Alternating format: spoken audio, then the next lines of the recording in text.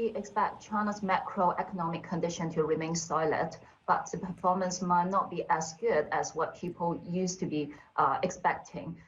We feel that the current expectation for China growth has been very high, has been lifted very much since the fourth quarter of last year. But the resurgence of coronavirus cases in China domestically would be a key factor leading to some of the slightly slower activities ahead.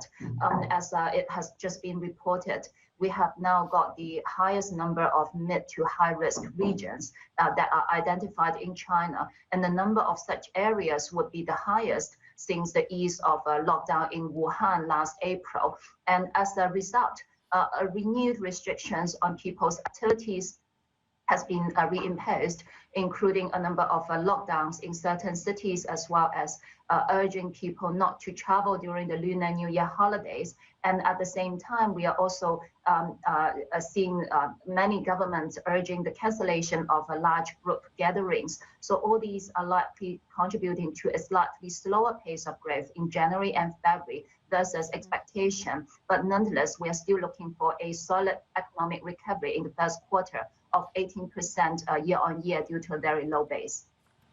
Do you think the current situation would warrant more support for businesses from authorities or not quite? Well, at this stage, the economic underlying momentum remains strong. So the recent weakness is more about the curbing of people activities, but most of these curbs are likely to end after the Lunar New Year holidays, and therefore economic activities might pick up again quite strongly from March onwards.